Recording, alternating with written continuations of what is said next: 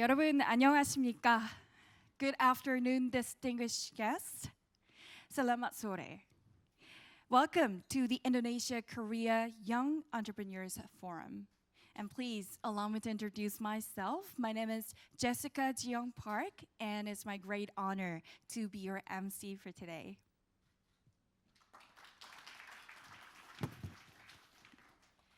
So today's event is co-hosted by the Embassy of the Republic of Indonesia in Seoul and Megyeong Media Group, Mail Business News, in commemoration of the 50th anniversary of Indonesia and Korea diplomatic ties with the theme of closer friendship and stronger partnership.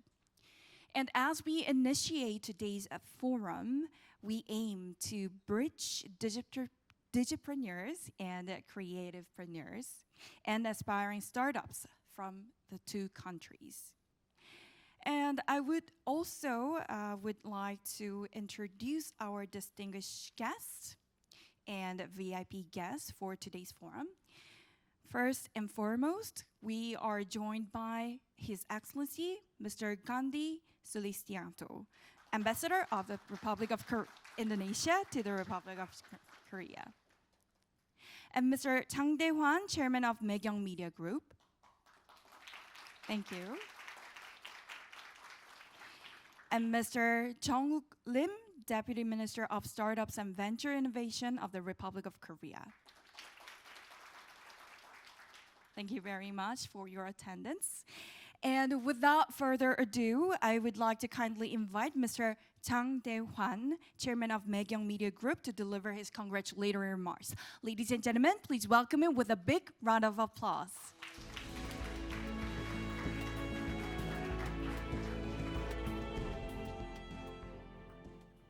Good afternoon, ladies and gentlemen. I'm Chang Dae-hwan, Chairman of Megyeong Media. Also, I'm founder of the World Knowledge Forum, and I'm very honored to speak to you at this Indonesia-Korea Young Entrepreneurs Forum. You are mostly aspiring billionaires here, and that's very good. Last May 15th, I went to Jakarta and had this 31st Megyeong Global Forum and to commemorate the 50th anniversary of diplomatic relations between Korea and Indonesia. And Ambassador Gandhi was very nice to us.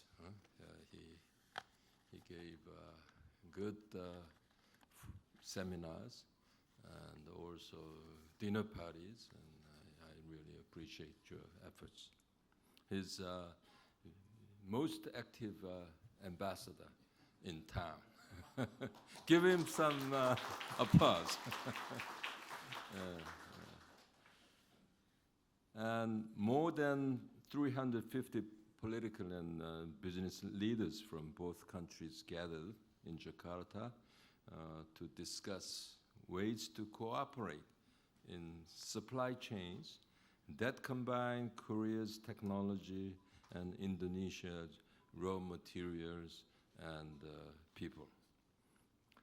I happened to see President Joko Widodo in person at his office, and he stressed, Korea is a good friend of Indonesia, and I look forward to strengthening the bilateral cooperation. And I asked him, how come your popularity runs to 78%? 82% now. Ever rising popularity, and I had a lot of suspicion. How do you keep that population? He told me there are, 7,000 islands? 17,000 islands in Indonesia, and he tried to visit at least 3 islands per week. That's how he keep his popularity and friendship with people. that was a very good idea to leaders in Asia, also to Europe and America, I think. In May, I proposed the Indonesia and Korea new page for another 50 years of bilateral cooperation between two nations, strengthening the bilateral relationship in the fields of new water supply development, digital transformation, and carbon neutral response systems, and high-tech fields, including the artificial intelligence. Please feel free to join me and share your innovative ideas to fulfill the new page of another 50 years of bilateral relationship between two countries, Indonesia and Korea. As I said in the opening of the World Knowledge Forum, I said, expand your knowledge. Thank you. Thank you very much, Mr. Chang, for your warm remarks. Distinguished guests, now I would like to invite Ambassador of the Republic of Indonesia, His Excellency Mr. Gandhi Slistianto, to deliver his welcoming remarks. Please give him a big hand.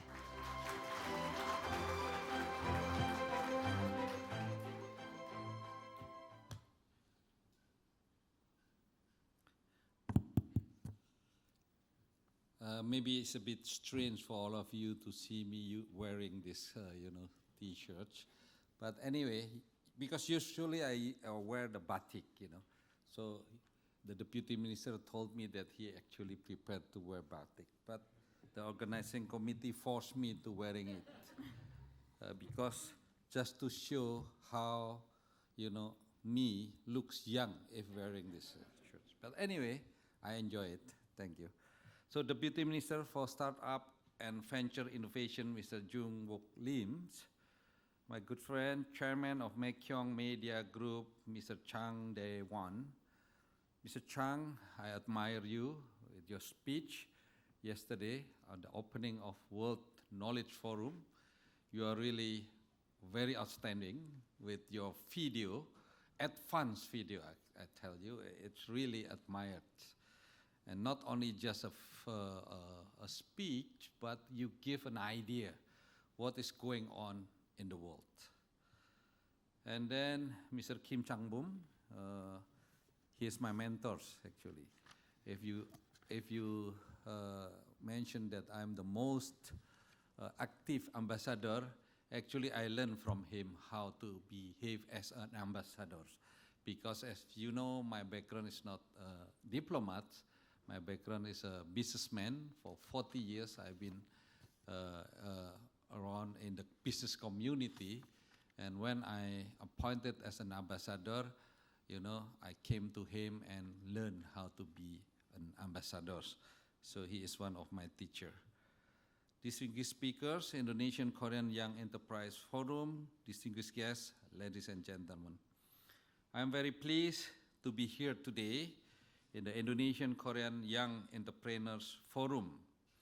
Being surrounded by youth make me feel young and also look young, as I mentioned earlier, and also with these T-shirts.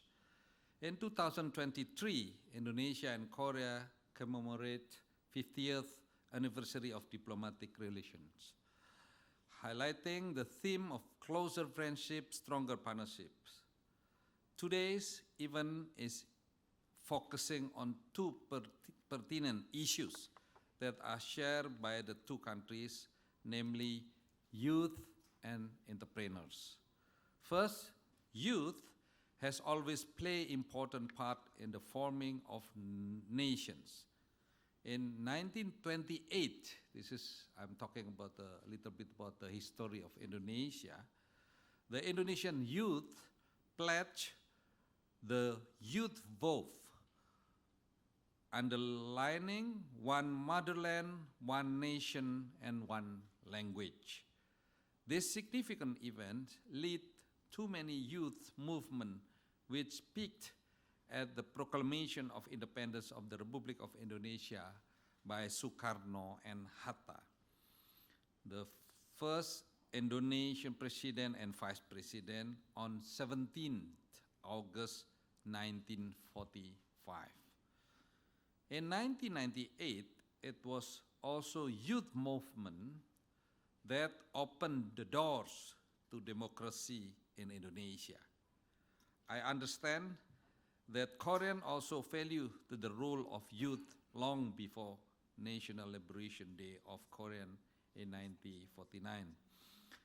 Second, entrepreneurship. I think this word is quite familiar for me. I've been 40 years around this word.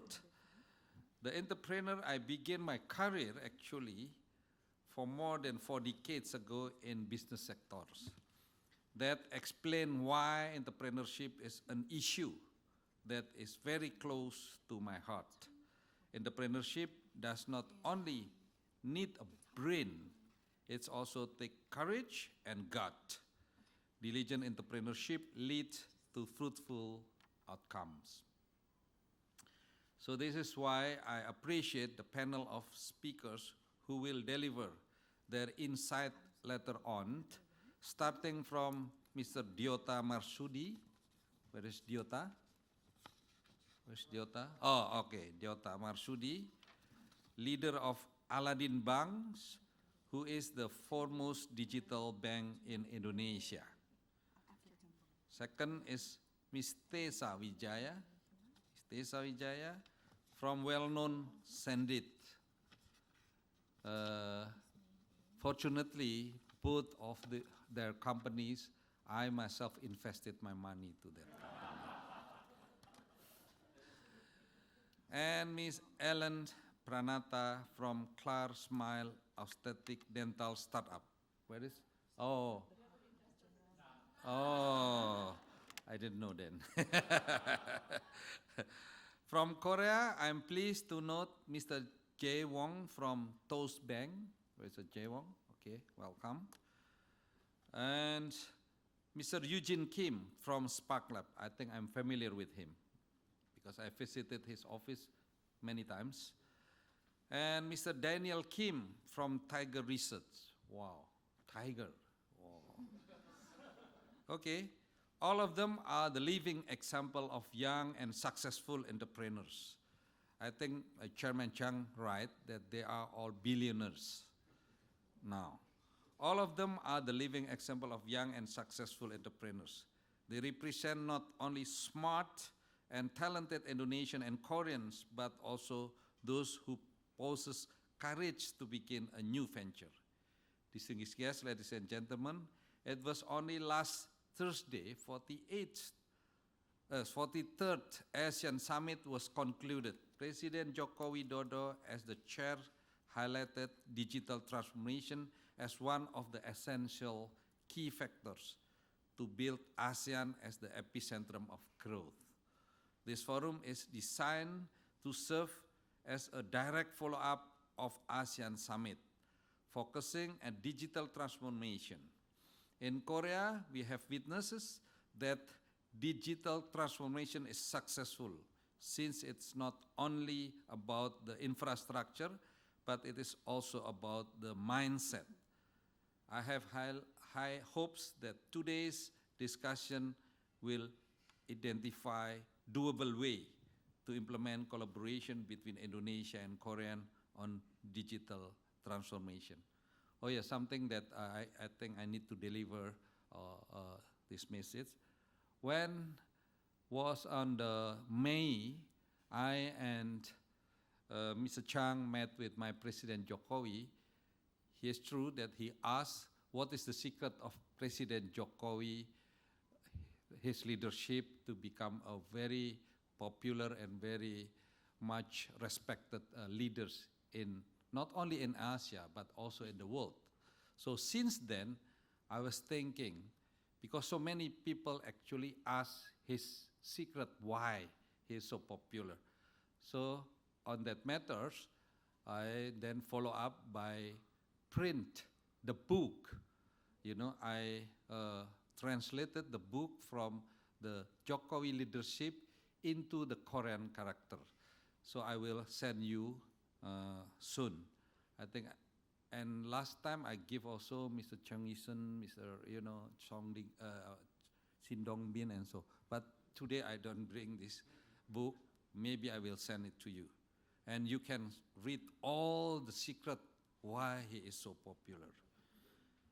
So before I end this remark, I would like to confess that this will be my last speech as an ambassador in the moment like this, as I will soon conclude my assignment here in Seoul and will be back to Jakarta for my new assignment, being a President Advisory Council member. Lastly, as a father and 3 adult children, as well as grandfather of 6 young grandkids, I would like to remind the young entrepreneurs whom I regard as my grandchildren and grandchildren to aim high, work hard, and make friends of expand network along the way. Finally, I declare the Indonesian-Korean Young Entrepreneur Forum is open. I thank you. Thank you very much, Ambassador Solis, for your warm and very touching remarks. Right, so now I would like to move on to the keynote speech for today. And for that, may I kindly invite your attention to the esteemed presence of Mr. Jung-wook Lim, the Deputy Minister of Startups and Venture Innovation of the Ministry of SMEs and Startups of Korea, who will deliver today's keynote speech. Please welcome him with a big hand. Good afternoon, Selema Sore. 안녕하세요. I thought that I'm going to wearing a batik shirts, but these t-shirts. But I think this is better.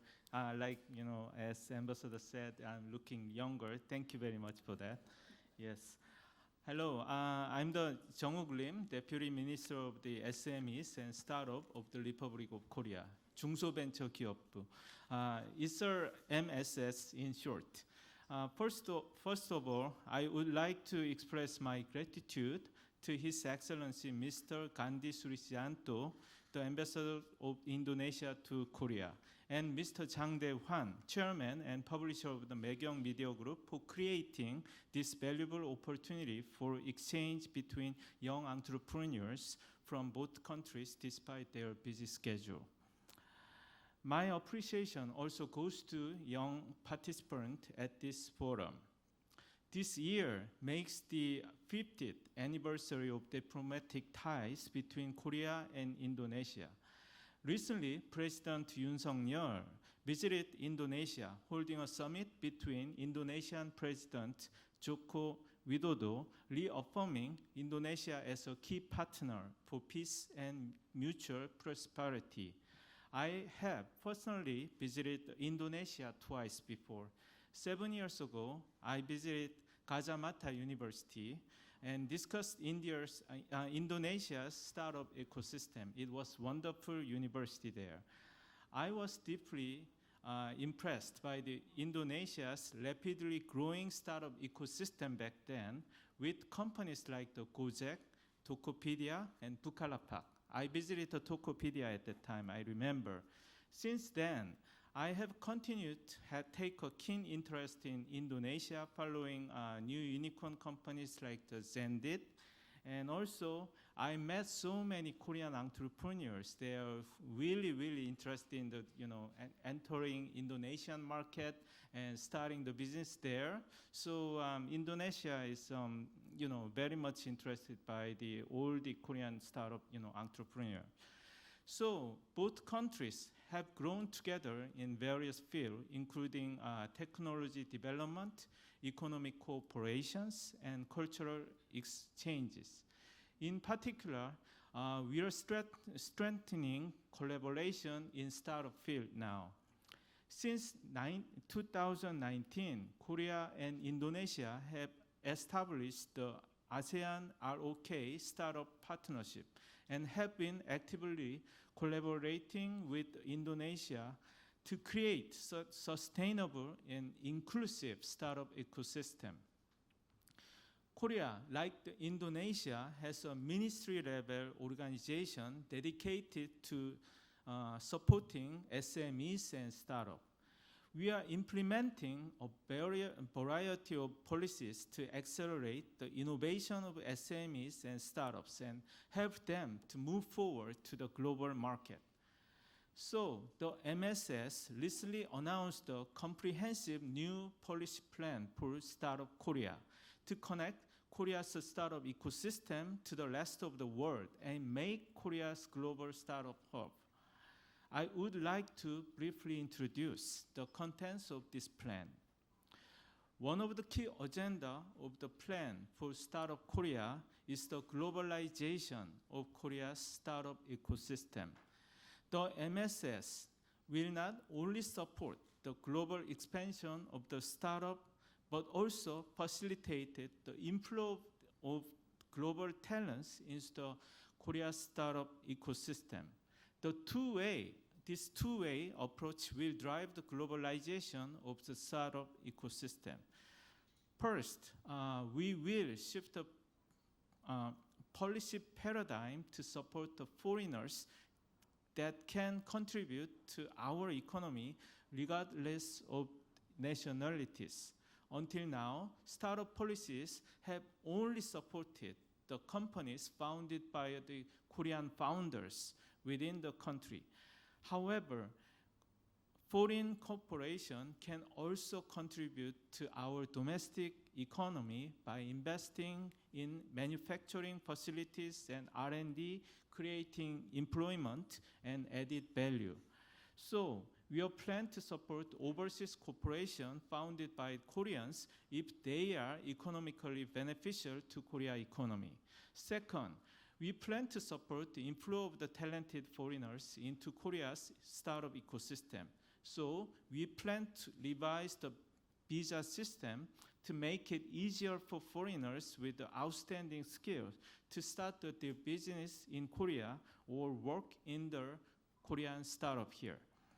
So during my visit to Indonesia, I met many talented individuals who are fluent in Indonesian, English, and even Korean. We will spare no effort to facilitate the entry of this Indonesian talent into Korea, where they can contribute to development of the startups, enhancing bilateral exchanges between the two countries. In June of this year, Korean President Yoon Suk-yeol visited the Station F, the startup campus in France, where he witnessed the young individuals from the diverse nationalities and backgrounds coming together with a spirit of the solidarity to tackle global challenges. So President Yoon emphasizes that the government support for the collaboration and innovation of the young generation is ultimately aimed at benefiting both Korea and the international community. He stated that increasing international exchange among the young people, regardless of the nationality, is very crucial. Exchanges and cooperation between young people, like today's Young Youth Entrepreneurship Forum, will be the backbone of the prosperity of not only the startup ecosystem in both countries, but also human community. The MSS will continue to have a keen interest and provide support to ensure active exchange and collaboration between young entrepreneurs from both countries. So once again, I would like to extend my congratulations on 5th anniversary of diplomatic ties between Korea and Indonesia, and opening of this forum put the exchange of the young entrepreneurs from the both countries. I wish all participants in today's event good health and every success in your endeavor. Thank you very much. Thank you, Mr. Lim, for sharing your insight. I also hope that the two countries' cooperation can further expand.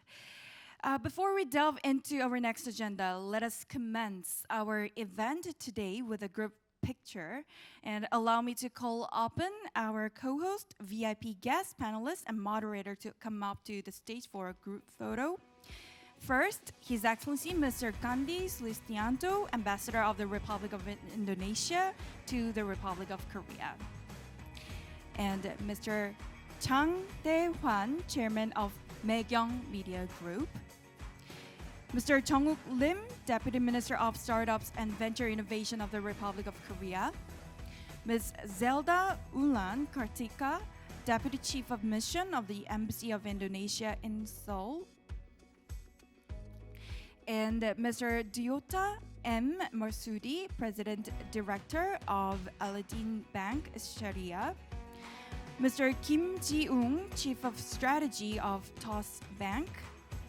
Ms. Tessa Wijaya, Co-founder of and COO of Zendit.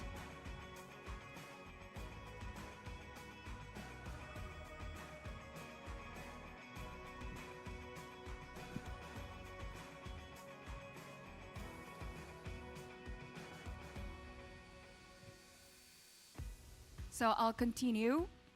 And then Ms. Eugene Kim from Spark Lab Partner, and Ms. Ellen Pranata, CEO of Clara Smile, Daniel Kim, CEO of Tiger Research. Lastly, Johannes E. Tanjung, Minister Counselor of Indonesian Embassy.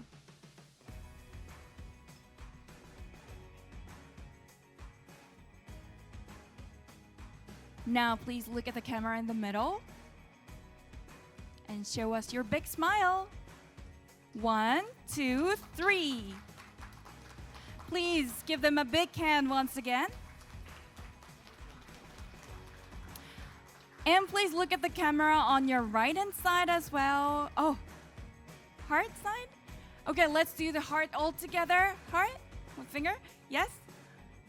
Okay, 1, 2, 3. Thank you very much. And another one to the left-hand side. Yes, please look at the camera on the left-hand side.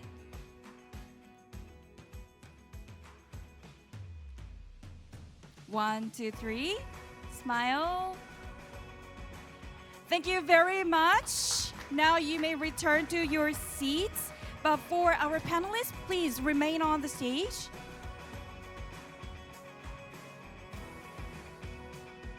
We would like to move on to our panel discussion.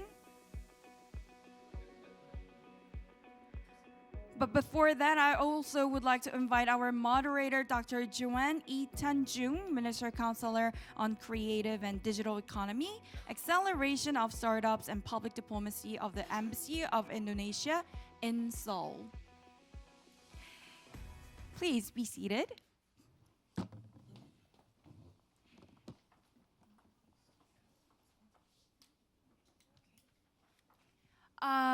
Before I introduce our panelists and moderator for today's event, I also would like to express our deepest gratitude to our sponsors who supported us to host today's event. Perdito Pacific, Hana Financial Group, Hyundai Motor Group, Indica Energy, Indofood Success Makmur, Kideko Jaya Agung, Codeco Energy, Alex International, Sinarmas Group, and our co-sponsors as well, Agung Sedayu Group, Arta Graha Network, Arta Graha Peduli Foundation, Arta Metal Sinergi, Jarum, First Resource Group, KCC Glass Corporation, LinkNet, Mayapada Group, Adaro Energy Indonesia, CJ Group, LS Holdings, Posco Holdings, Wings Surya. And then I'd like to introduce our moderator, Dr. Tanjung, or known as Jet to his colleagues, is a career diplomat. He achieved his, sorry, excuse me. So he finished his doctorate in Faculty of Law from the University of Sydney, Australia.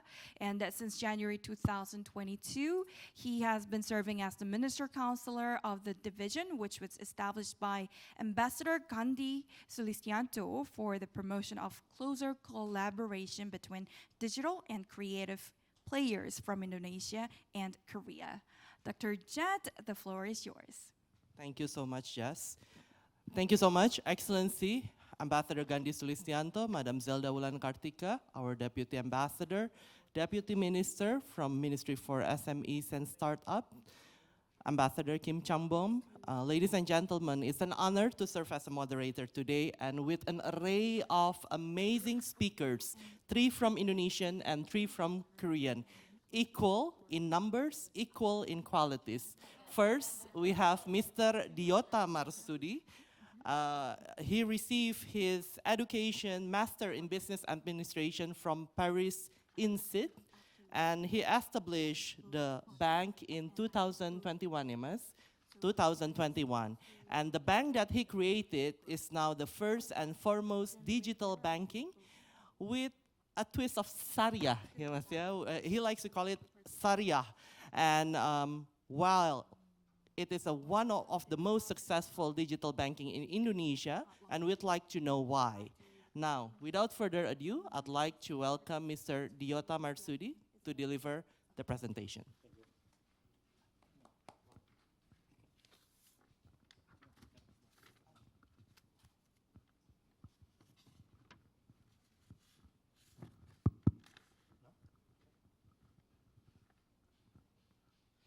Right, good afternoon, ladies and gentlemen. Mas Jonas, aku izin berdiri. Excellencies, thank you so much for your time. So there is a podium. Oh, there's You a may- podium. Yes. Oh, there's a podium. Okay, this is the clicker. And clicker. All right, okay. Thank okay. you. Sorry. Wow, this is so cool. Okay. Thank you so much for staying. As Excellency Sulis mentioned, we need to work very hard, we need to build relationships, and we need to try and add value to our best abilities. And I've seen this now in 2 occasions. First and foremost is when I joined the bank. In our first week or something, Pa Sulis said, Diota, come with me, without telling me where I'm going. And then it turns out we were going to OJK. OJK is the Financial Services Authority. And we sat down with the Commissioner of Banking, his deputy, and 1 person below him. And he just said, this is the President Director to be for Bank Aladdin Sharia. Please give him a chance. And I think that is one of the reasons why I'm still not fired yet. So, second one is, you heard the list of sponsors. For my Korean colleagues here, that is Indonesia pretty much. Everyone in Indonesia invested and supported this program. So that's the amazing example that Excellency Sulis has given me personally, and I'm sure he has given us. So Bank Aladdin, I want to do 2 things. One is introduce Bank Aladdin to you all. Now in Indonesia, we have a saying, tak kenal maka tak sayang. If you do not know us, you cannot love us. So number 1, maybe I'll spend 5 minutes. I only have 10 minutes, right? Yeah. 5 minutes there, and then an additional 5 minutes, I want to talk about how we have tried and will continue to try to digitize Indonesian banking, especially the offline channels. Because Indonesia is predominantly a cash society, 77% of our population is underbanked or unbanked. I just read in Korea, the number is maybe 1 or 2%. Is that true? Yeah, okay. So in my country, it's 77% underbanked or unbanked. What does that mean? You either don't have an account, you either don't have a loan, you don't have access, right?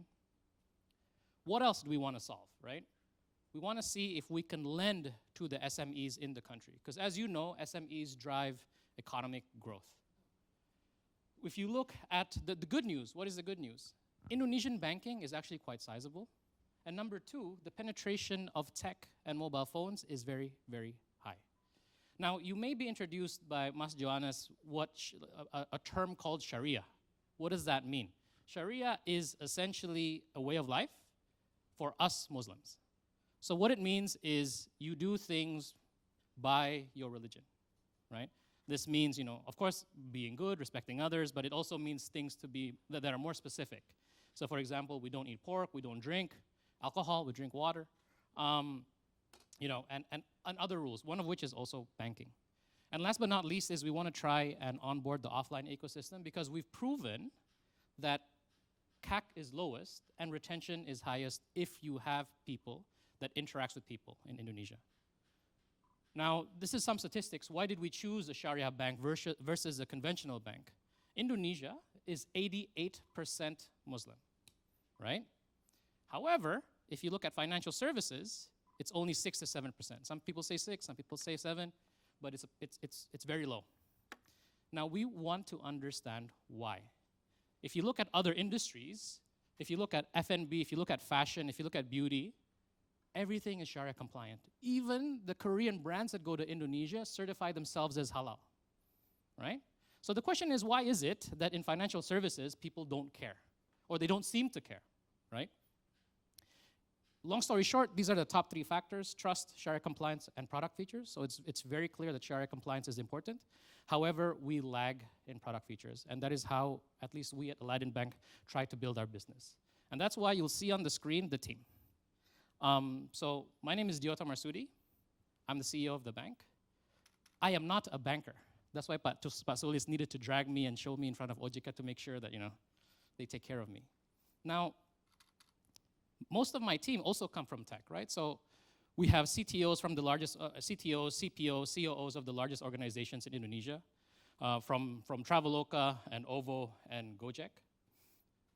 However, knowing that we're a bank, I was just having a conversation with a few business colleagues in Korea.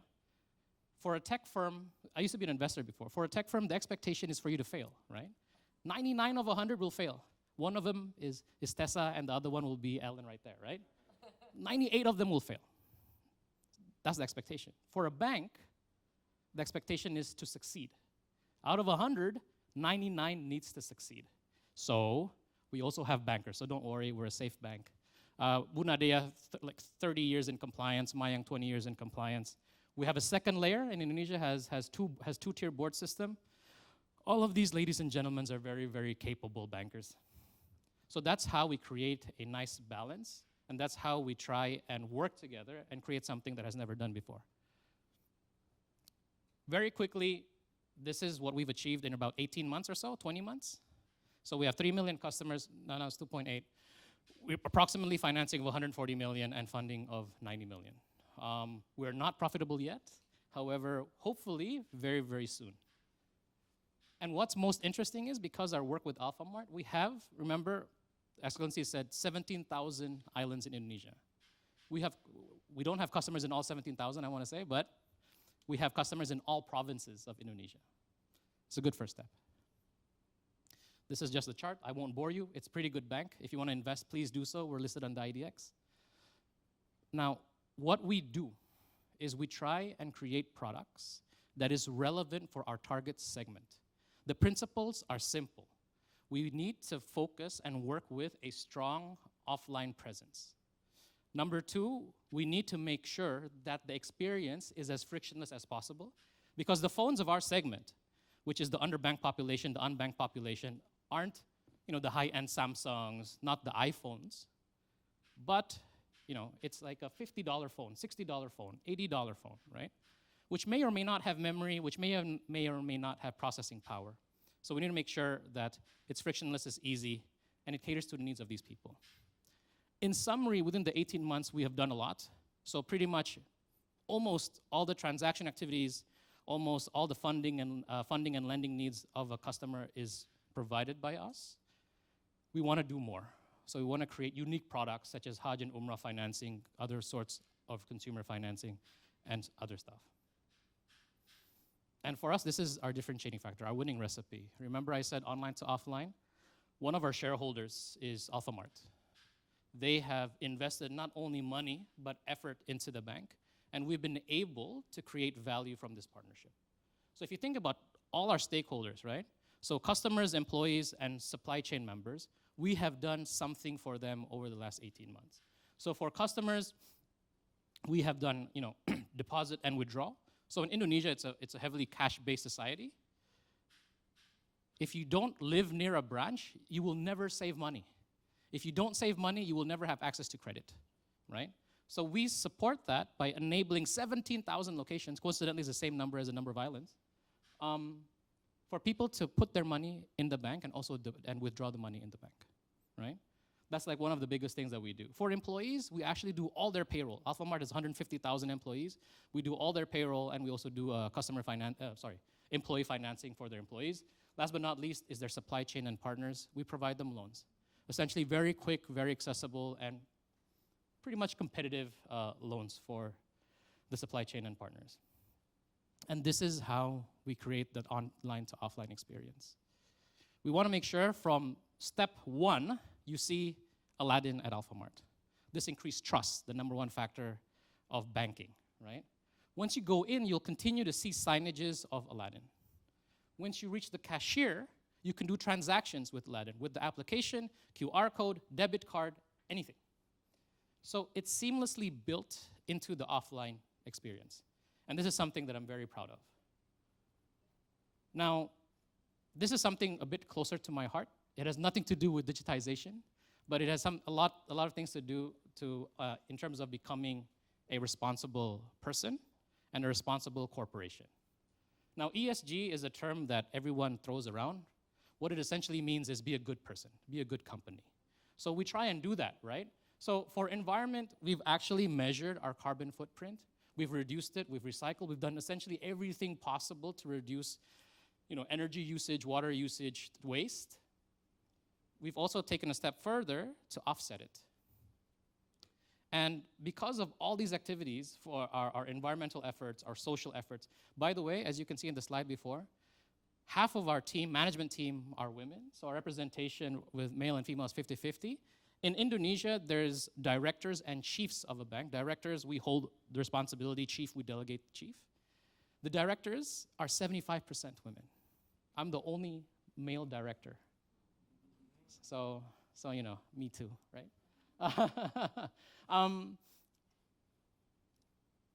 And because we've done all this without even spending a lot of money, to be perfectly honest with you, at an S&P Global CSA score, that's essentially a fancy term for an S&P score for ESG, we're ranked number 5 for banking in Indonesia. Only Mandiri, BRI, BNI, and BCA are above our score. For those that don't know, those are the four largest banks in Indonesia. So I think we've done a pretty good job. Last but not least, I have to show this. I'm very proud of this. By the way, we didn't pay for any of this. So in Indonesia, typically if you want awards, you pay for them. I'm sure internationally it's the same.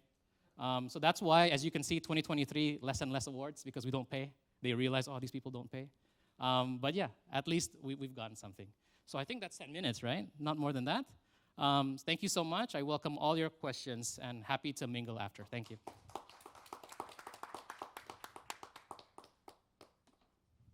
Thank you so much, Mr. Diota Marsudi. Now, if there's one thing that shared by Mr. Marsudi and Mr. Kim Ji-won is that they both claim they have non-banking background. However, they both are building now 2 of the most digitalized banking system in Indonesia and Korea. Ladies and gentlemen, Mr. Kim Ji-won, the Chief Strategy Officer of TOS Bank. Mr. Kim. Hi, everyone. Thanks for having me here. It's a great honor to be here to speak to all of you, Your Excellency. I'll be talking about our bank. It's called TOS Bank. And just to be clear, I'm not a billionaire. Because that was called out many times. I just want to be very clear in that. But our bank is a billionaire. So we'll talk about the bank a little bit. And we'll welcome any questions. So yeah, it's called TOS Bank. Oh, do I have to do this? Oh, okay, good. Like Mr. Masudi mentioned, the market's very different. So in South Korea, 99%, like even more than that percentage, is banked. So we don't have any problem to solve here to go to serve the underbanked or the unbanked population. But it's very crowded with 85% of market share owned by the largest 5 banks in South Korea, which means they each own more than 20% of the market share. Very hard to compete. And also the mobile banking penetration is already 81% at the point of our entry, which was back in 2021. So given all the conditions that we have, we had to actually break into the market, literally break into the market to make a dent. What turned out to be is more than a dent. Last bank to be licensed in South Korea. It's the third digital, full digital bank in Korea. So we don't have any branches except for our own headquarters one, which rarely has people inside. Only the employees are there. That's as of June, end of the June. So now it's more than 7.5, if I can reveal the number. So it's growing really fast. 7.5 more than registered users that we have. And I think this is an old slide, but I'll just be okay. Our MAU is very high. It's above 80%. And our loan size, it's about 7.5 USD billion. So that translates to about 10 trillion Korean won. Yeah, that's what we have achieved over the last 23 months, and which puts us in some good position. Like we're one of the fastest growing internet-only bank in the world. Kakao Bank, which was launched about 6 years ago, used to have that title. We took it over from them. In terms of the membership growth, in terms of the loan size, the volume growth, we actually took that throne. And we didn't do the survey. There was another third-party independent institution who did the survey, and to 2,000 random people in South Korea, and about 5% of the customers say they use Bank as their primary banking. And I think thanks to all those numbers put together, Forbes recognized as the world's the number one bank in South Korea among all the banks, including, it's not just among the internet-only bankings, it's including the Hana Financials and KB, all the larger banks that we're competing with. And actually, we turned profitable this July. So that also breaks a record, given that we had 3 months of prohibition of executing our loans in the beginning, because government wanted to be sure, make sure that we're okay, just like how OJK was, like Bank is doing okay, and Bank is a good bank. They need that assurance. So we actually had some break time in the beginning, but considering that, we just turned profitable at a world record speed. I think I just wanted to convey these 3 messages that I put together. So the 3 secret sauces behind it, it's one, simplicity. The product itself is very simple. If you're a Korean or any foreigners living in South Korea, they can actually use the Bank. They will understand how simple it is compared to the other banking apps.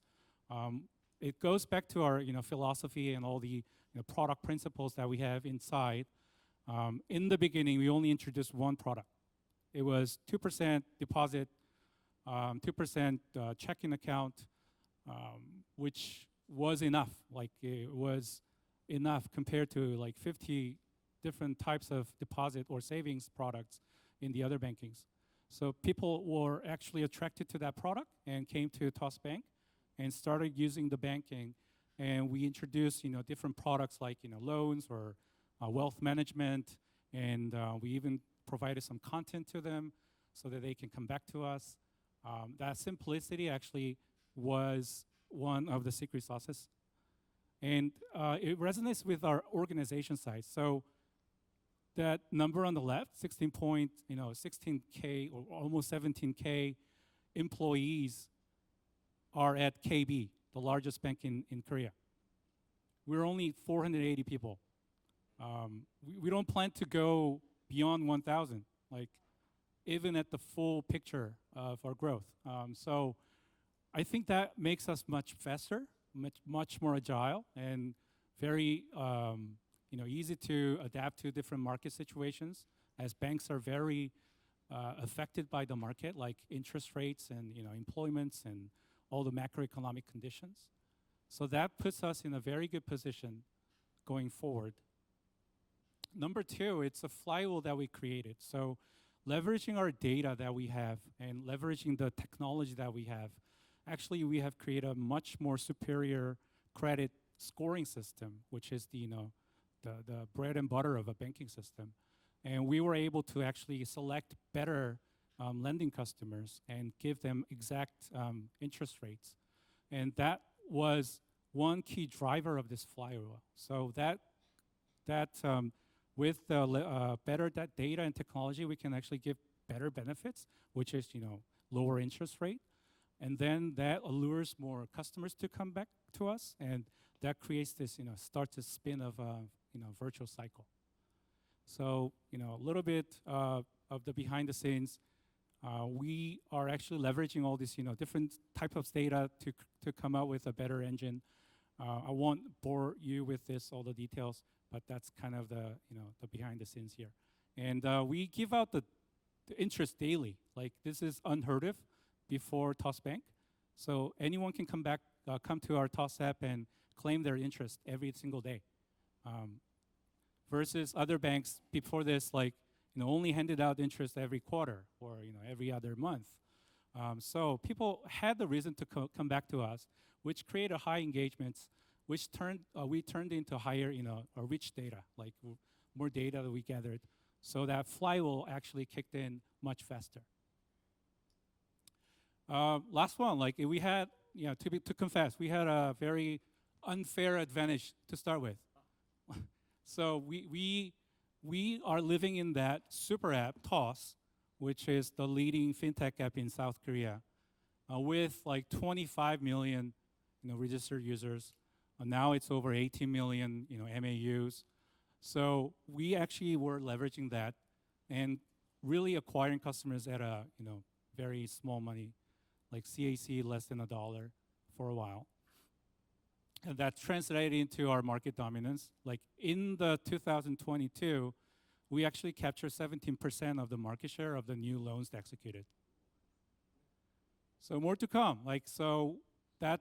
Those three things were the key secret sauces. I think we will continue, doubling down on those three pillars and just march into different areas and grow our bank, but not the size of the bank in terms of the employees. We have actually have launched 전세, which is a type of a mortgage renting kind of a product here in South Korea just a week ago. And then we already have the WM platform, and we're trying to put together the FX product, which will be kicked out next year, early next year. And we're looking into different opportunities overseas as well. One of the reasons I came here to foster this relationship. I think that's it for me. Thank you, Mr. Kim. 감사합니다, Mr. Kim. Mr. Kim was underlining that within 23 months, TOS Bank has received revenue for around 23 million Korean won. Now, the next speaker, Ms. Tessa Wijaya, she built from scratch $1 billion Sendit, which is one of the digital and tech startup in Indonesia. And in fact, she calls herself a unicorn among unicorns among unicorns. So Ms. Tessa, the floor is yours. Thank you. I'd like to clarify two things before I start. First of all, I'm also not a billionaire. Just to clarify that. And the second, what I meant by that sentence was that there are very few female leaders in fintech in Indonesia, and that's why I'm a unicorn. It's not that I love myself so much and that I'm worth $1 billion and I'm a unicorn, just to be clear. Right, so thank you, Your Excellency, Mr. Gandhi, for having me today. And thank you everyone here for listening to the presentation about Sendit. I'm gonna do a little bit of an introduction to explain to you who Sendit is. Oftentimes, I think when you think about Indonesia unicorns, you hear a lot about the consumer plays, but us at Sendit, we primarily service businesses. So a lot of consumers actually have never heard of our brand because we work in the background.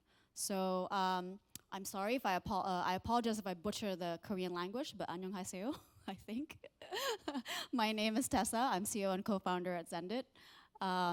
Fellow University of Sydney graduates, yay, high five. He's like, okay. A little bit about Zendit. We're a B2B payment infrastructure player. We currently process north of $21 billion of payment, predominantly in Indonesia and Philippines, but rapidly expanding to other markets in Southeast Asia. We have about 4,000 plus active users or active customers, but these are generally big MNCs and enterprises. Because we're B2B, we often enable other bigger players to provide and enable the consumer to be able to accept and send payments as well. So the numbers may seem small, but actually when we look at how many end users we service, it may be around 100,000 or more. Oops, sorry. I like to show this picture because I think, and especially our president, Jokowi, he speaks a lot about building infrastructure. And why is that so important? Because without infrastructure, the economy, the wheels of the economy cannot turn. Without infrastructure, businesses cannot thrive. So I think I want to highlight the importance there. Diota earlier has painted a picture of what Indonesia is like today. But when Zendit first started out 7, 8 years ago, it wasn't always so. When we first started out, there was a lacking of digital infrastructure that could allow businesses to come online instantly. It was really hard to accept payments. It was really hard to send payments. If a business wanted to go digital, you had to knock on every bank's door, and it may take anywhere between 6 months to a year for them to come online to be able to accept funds for their business. And as we all know, as entrepreneurs, right, to be able to accept money is it's the utmost important, right? Why do you have a business? Well, you want to increase your revenue. So that's why Zendit is here.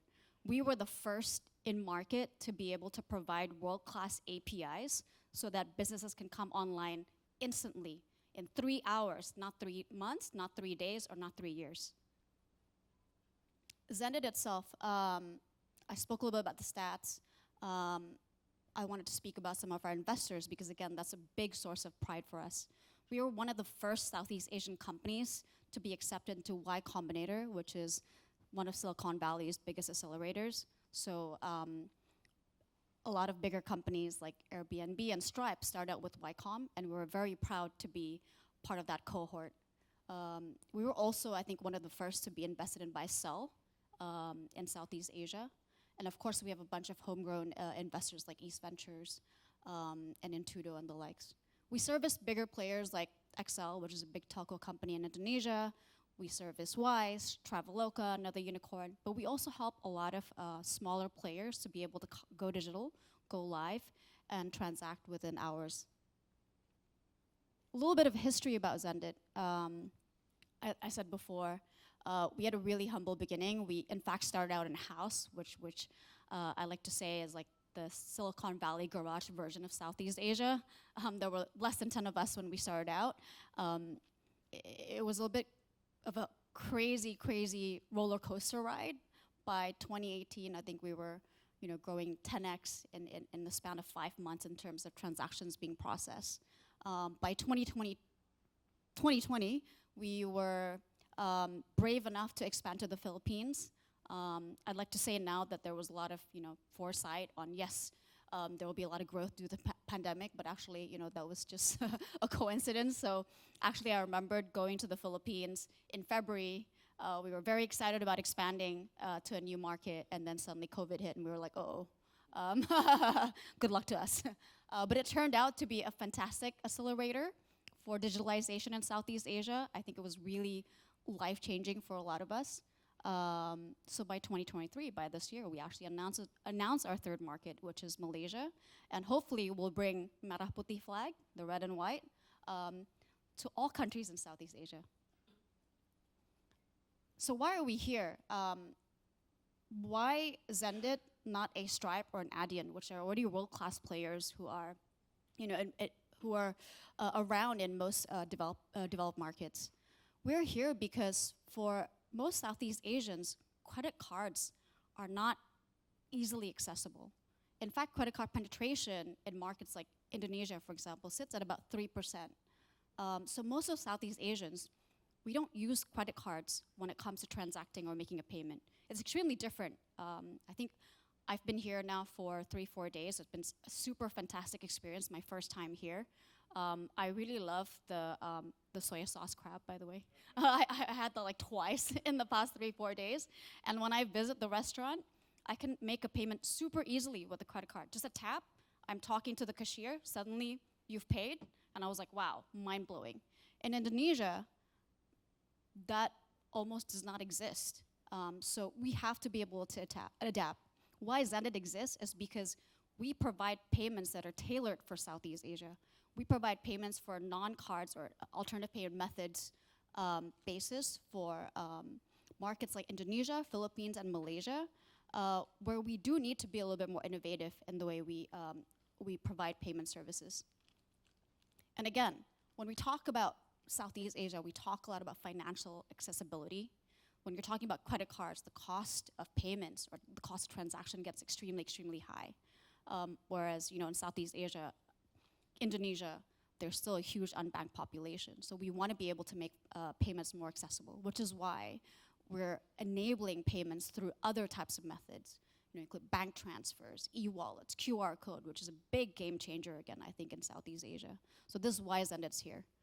A bunch of fun logos here, but I'm proud to say that we do work a little bit with Korean companies. We want to do more, but we do currently help Samsung and I think LearningX, which is part of LG, in order to accept and send payments. So the role of Zenit in supporting businesses. I want to talk a little bit again about the pandemic. I think it was a real game changer for people in Southeast Asia in terms of digitalizing payments. It was a game changer for us. When we first expanded to Philippines, there were obviously a lot of nerves because our transactions dropped by something like 95% when the pandemic started. But really what was amazing was right after how people were able to change their behavior and how it accelerated digitalization in Southeast Asia. If you look at our volumes, I think we grew exponentially through there. We're suddenly started seeing even smaller businesses that traditionally would want to sell offline because they couldn't. They signed up in droves. I think at one point there were like 8,000, 10,000 signups a month, which for a startup like us focusing on enterprise was extremely overwhelming, but it was amazing to see and to be a part of that transformation. If you look at our TPV or volumes that we process, we're currently about north of $20 billion a month per annum, excuse me, and just flying high. And I think really pandemic has changed that for us. Collaboration with South Korea, I'm super happy to be here. I'm very grateful to be invited here today. So I want to talk a little bit about that. As I said before, we do collaborate with some Korean companies, but I think obviously there could always be more. There's so many Korean players who are in market in Indonesia, doing really cool stuff with technology as well. So we'd love to do that. Right now we do help LearningX, which is a platform that's developed by LG to be able to accept payments for them online, as well as Samsung to be able to disperse agents' fees. So for every seller who sells a Samsung phone, when they get their commission, we're the ones sending it to them. Closer collaboration with Korea or Korean companies. I know we said we wanted to help more Korean players to be able to accept payments or to be able to do digital payments in Southeast Asia, but we also want to learn. Mr. Kim just told the whole story about TOS, and actually sometimes we put TOS on our decks to investors because we say, hey, one day the dream is we'd love to be the TOS of Southeast Asia. The dream is, right? So I'm glad we can sit next to one another today. So really, yeah, to be able to grow that fast, to be able to learn how to understand how to provide the right products to customers, to be able to learn from a market where technology is in the forefront, I think is going to be extremely, extremely exciting. So yeah, I look forward to more presentations from fellow panelists. And thank you so much again for having me today.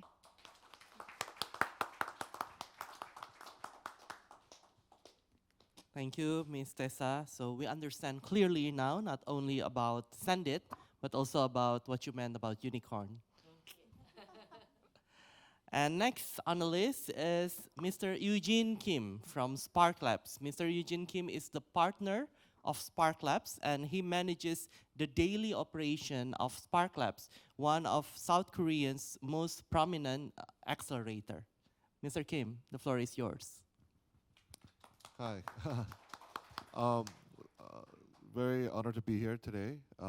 Thank you, Mr. Ambassador, for inviting me. I didn't realize that I was supposed to make a presentation, so I'll just like to talk about a couple of things. So Spark Labs, we're an accelerator here in Korea. We focus on very early stage, seed stage investments and helping them grow. We've started back in 2012. And we've grown to, we've been doing this for the past like 10 and almost now 11 years. We invested in over almost 300 startups, and we're usually kind of the first either money and investors in. I mean, you hear about all Send It and Tossbank and all these startups here, but when we talk about the early stage, it's a little different. I think when you hear the stories, you hear about fast growth and then once you find partner market fit, you're off to the races. But getting to partner market fit and finding it is kind of quite pain and it takes some time, right?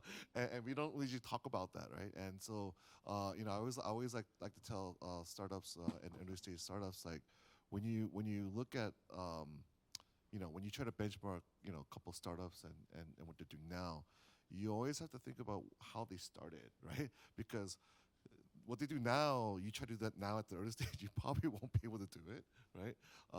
And so we have to go back all the way to the origin side, right? And how they were able to find that partner.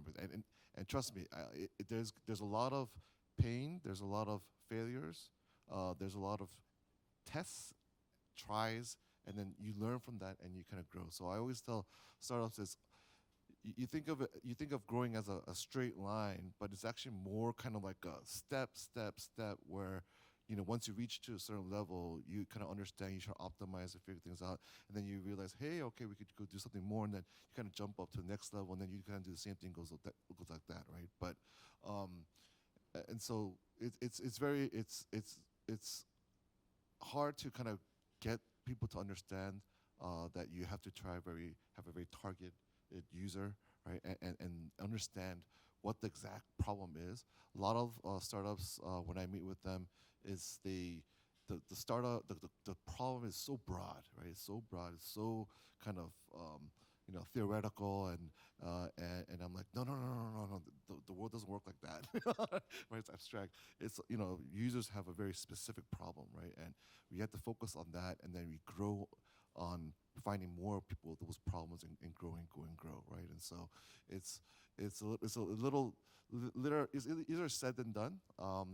But so what we try to do is in our program is we try to focus on really understanding the problem, really understanding the customers. And once you really find the partner market fit, I always tell the founders, they understand the customers so well, right? And you could feel that, and you could see that, right? And if they don't, they're talking in the abstract, they're talking in what people would like to have and should have or whatever. And so our main job is really try to help the startups help them on the way to find partner market fit. It's hard and it takes some time, but we try to bring our experience as entrepreneurs and also our experience with helping over 300 startups try to find that way, and so we've been continuing to do this for now we're on batch 21, and we'll be having our demo day in November. And definitely, I think now there's a lot of startups. I think the ecosystem in Korea has grown tremendously over the years. Actually, one of the reasons why I joined Spark Labs and what our mission for Spark Labs in Korea was to do was to actually help early stage, because early stage investments, I think, was underserved, meaning that we didn't have like experienced entrepreneurs and operators helping the startups, right? In that way, the actually early stage investment and seed money wasn't really hitting the real early stage startups, and so we started to decide to do Sparklers and try to benchmark Y Combinator and what they do there. I mean, they're tremendous over there, and so we're trying to do our own version of Y Combinator here. And I think it's the ecosystem with the support of the government has been growing very big, and now a lot of the startups have grown to a stage where now they're looking to go abroad, right? And so I think the efforts here to get the entrepreneurs from different countries together is important, because I always tell the startups going abroad is actually knowing the local market well, right? It's not just a plain vanilla just copy paste, right? That doesn't work. As you can see, I learned a lot about Indonesia from today, right? And I would not have. I definitely would have failed if I just went to try to go to Indonesia myself. And so I think this is great that we try to get entrepreneurs from each other to learn and help each other, and also try to get share talents with each other as well. Because in my experience with in the gaming side, we always leaned on the publisher who had the users to guide us on how to make our game successful in each of the markets. And if it worked well, then we work good together, we were able to succeed. If not, then yes, it's a little difficult. And so yes, that's pretty much. I just wanted to talk about Spark Labs and the early stage, and really focusing on problems of the users, and don't try to just copy, paste, and try to copy what these successful startups are doing now, because trust me, I think we should hear the startups' early stage stories, right? How they started, to understand how they succeeded. Thank you. Thank you, Mr. Eugene Kim. So we've got an accelerator, Spark Labs, and the next one is no less interesting. Miss Ellen Pranata, she graduated from Boston University, achieving her MBA in 2014, and she's now the lady behind every great smile in Indonesia. She's the CEO of KLAR, which is a startup focusing on beautiful smile, not only to beautiful ladies, but also handsome gentlemen. Share us more. Thank you. Thank you very much. Hi, everyone. My name is Ellen. I'm the CEO of KLAR. And today, I'm very proud to be here. Thank you for inviting us, Ambassador. We hear a lot about how Diota and Tessa wants to improve Indonesia, right? And this realization actually comes to my mind, and also to the other founders at KLAR. Most of our consultant, we are mostly, ex-McKinsey and BCG and all that.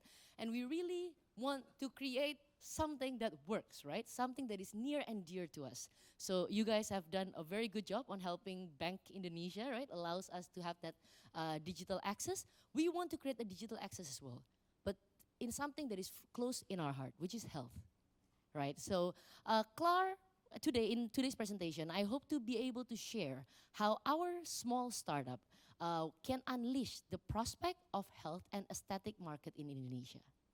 So that begins by understanding the market, right? So who are these Indonesians that we spoke about? There is a big growth in middle and upper class Indonesian, and they are totally different to their predecessors, right? These people values personal brand. They want to level up, right? They're aesthetically driven. They are very vocal and expressive, and mostly through social media. Very highly connected, very social, and they actually have better education and higher disposable income.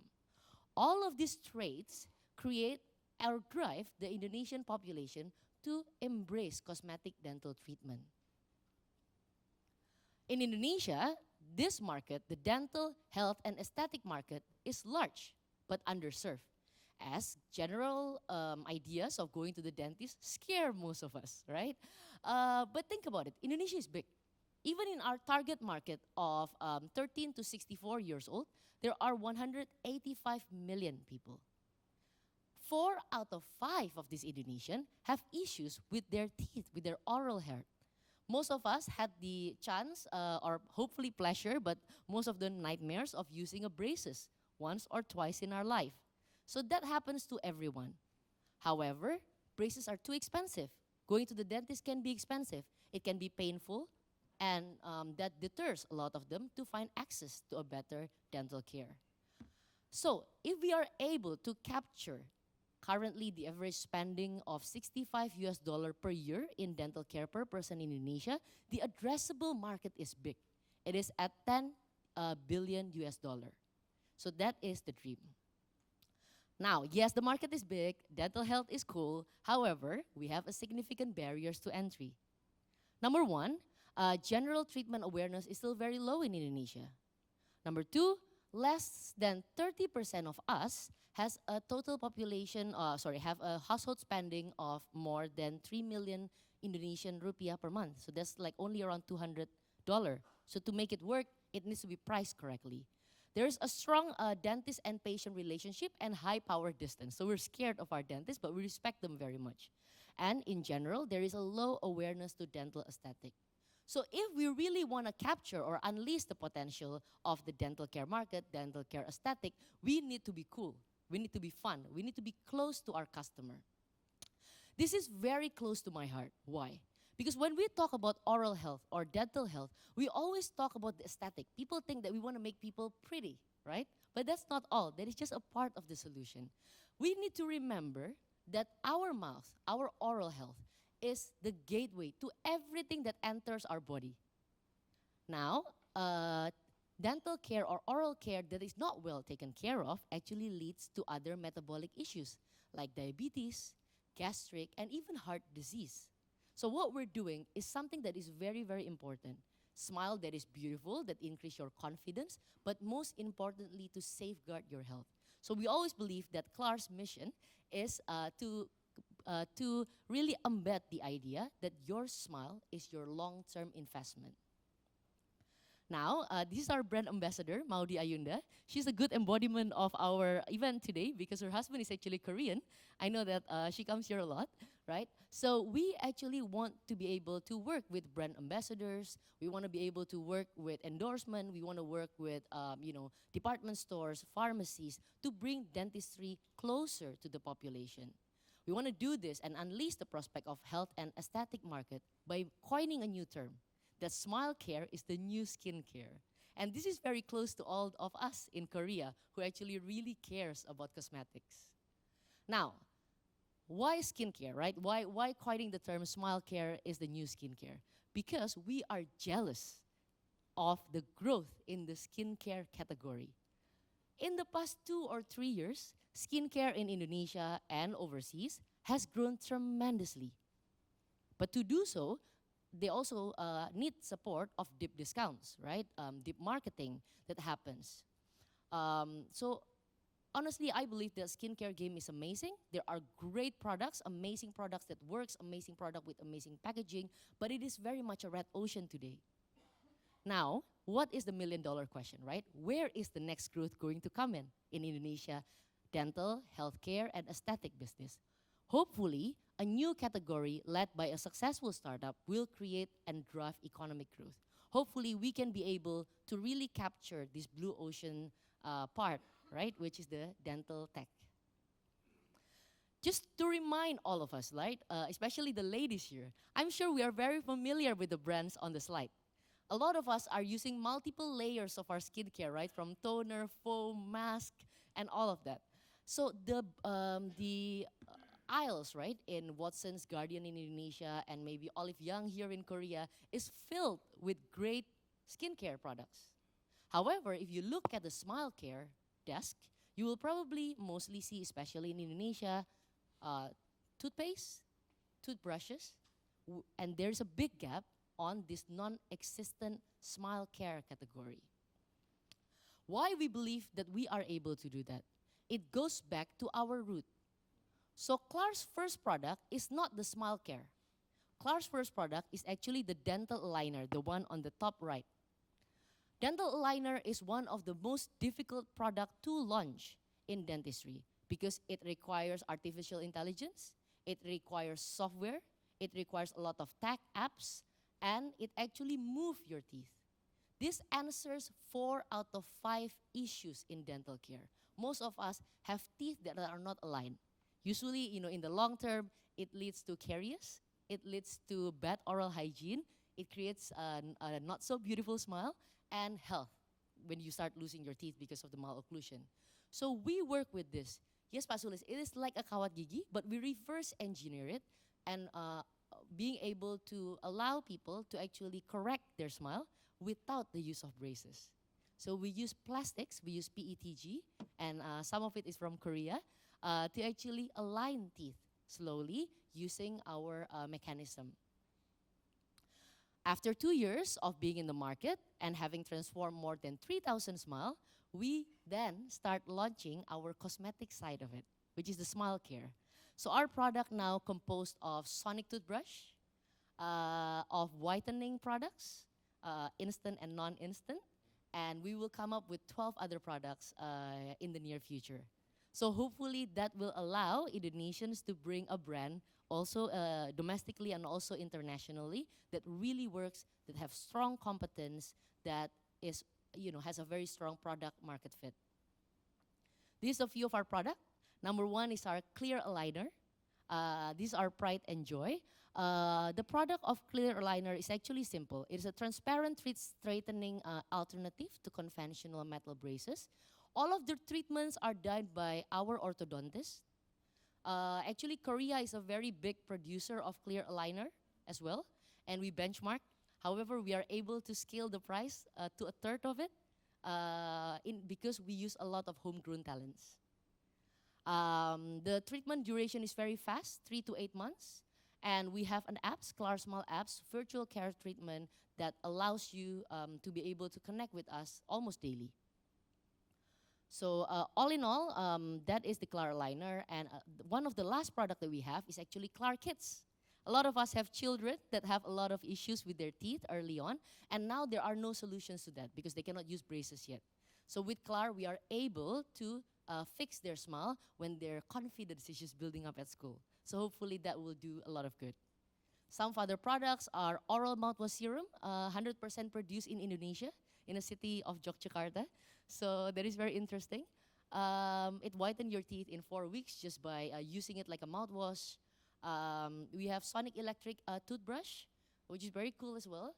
A purple whitening booster that instantly brighten your smile. But this is purely cosmetics. So all of these products, guys, are new in the market, especially in Indonesia. And hopefully, together, we can actually embark on a new category because growth, a significant growth can only be created when a new category is revealed. So hopefully, we can do that as a small startup that we are today. Some of our achievements so far, we are a 2-year-old company. We have, with our aligner, transformed more than 3,000 smiles. We have a very strong 92% customer satisfaction rate. We talk about the archipelagic nature of our country, 17,000 islands. So we are actually present in more than 1,000 clinics in all of the major islands in Indonesia. A lot of them actually come from Kupang, right? Padang, Banjar, cities that are not normally mentioned. We help access to healthcare through our apps. So that helps a lot on being able to reach dentists in a low dentist to patient population area in Indonesia.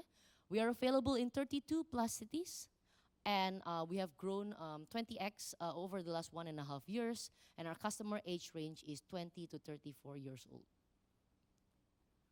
So why I'm very lucky to be here to learn from our fellow panelists and also everyone here. And we hope that we can actually collaborate in dental health and aesthetic through Indonesian-Korea partnership, right? Number 1, actually I had a great day at Gasan yesterday. We are thinking about doing a joint research on a new material that will make us superb, that will make us superior to even the market leader of a liner in the world. So that is something that will be done with us and another Korean company. Korea is very strong with implantology. Today I talked to you that in Indonesia, average spending for dentistry is only $65 per year per person. In Korea, that's closer to $600. So we have a lot to learn. Implantology is big in Korea.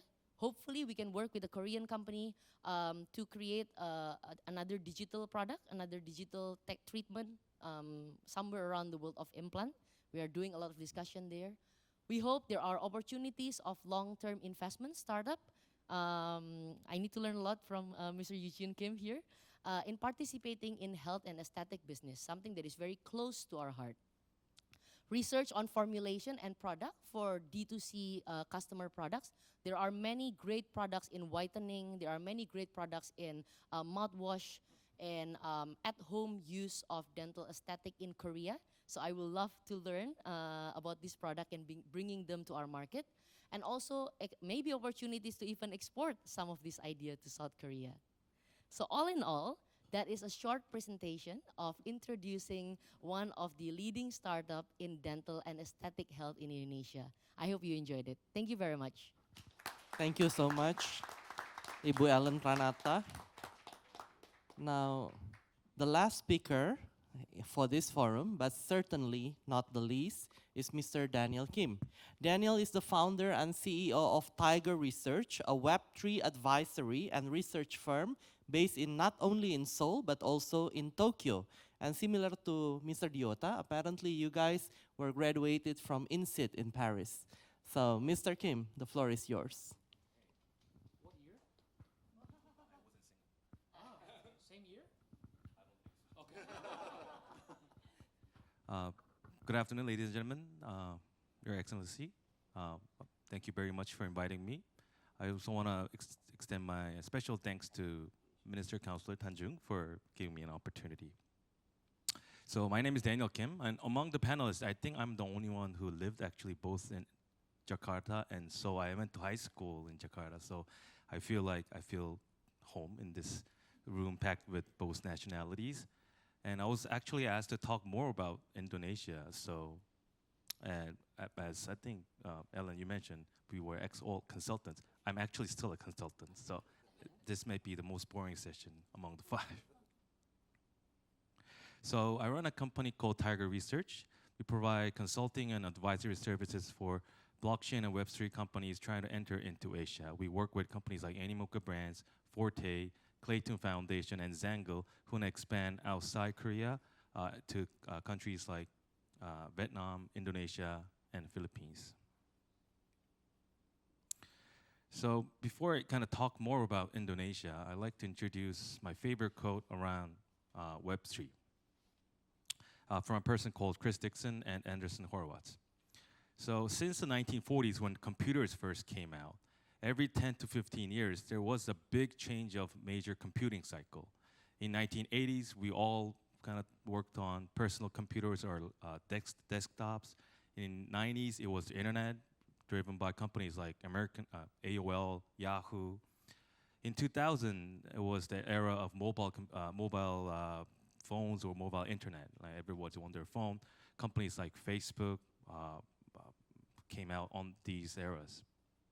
And my personal experience kind of reveals in the past decade, it was the era of cloud computing. We kind of believe that the next 10 years will be the blockchain will really enable the next major computing cycle, and the golden time is really now. And in generally, golden era is composed of great talent coming together, building new viable infrastructures, and building up collective knowledge to execute if the technology can really meet the industry. And it's just really not a saying that this will become possible in the next 5 to 10 years. There's a lot of data points that's supporting this thesis. This is research done by a consulting firm in 2020, comparing the average user adoption rate of internet in 1991 to user adoption rate of blockchain wallets in present. In 2020, the research firm predicted the number of blockchain wallet users are actually increasing slightly slower than the adoption of internets in 1991. However, when I actually checked on-chain data today, the current number of global blockchain wallet holders are exceeding 200 million. So in fact, the growth of blockchain or Web3 or crypto, whatever you call our industry, is actually growing faster than in the industry of internet in 1990s. The total market cap of global cryptocurrencies listed on centralized exchanges or decentralized exchanges are slowly growing. Number of blockchain engineers or developers presenting their codings on open source platforms like GitHub are increasing.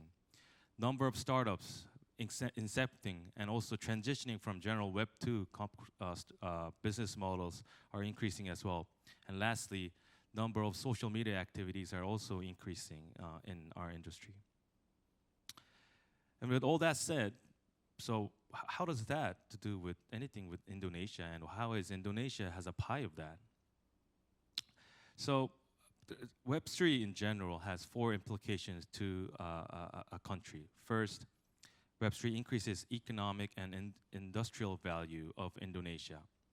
The consulting firm PwC predicts by 2030, blockchain technology will boost about 1.4% of the global GDP, which kind of accounts about $1.75 trillion.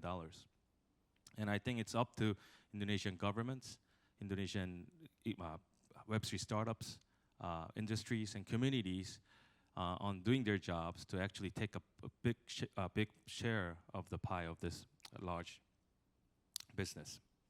And second, Web3 creates new job opportunities. When I say job opportunities, these are not labor-centric manufacturing jobs. These jobs are high productivity, white-collar jobs that really bring in increased economic value to the country of Indonesia, such as blockchain engineers, business strategists, consultants, and so on. Thirdly, Web3 empowers Indonesian Gen Zs, as Ambassador mentioned, youths, to actually play and compete in an equal playground, which I honestly think wasn't actually the reality in the past 20 years due to many circumstances. But now, with the education level and economic prosperity that Indonesian Gen Zs have they can actually compete and play in the equal playground among other global talents in the world. And lastly, Web3 actually nurtures new startups to compete at a global scale.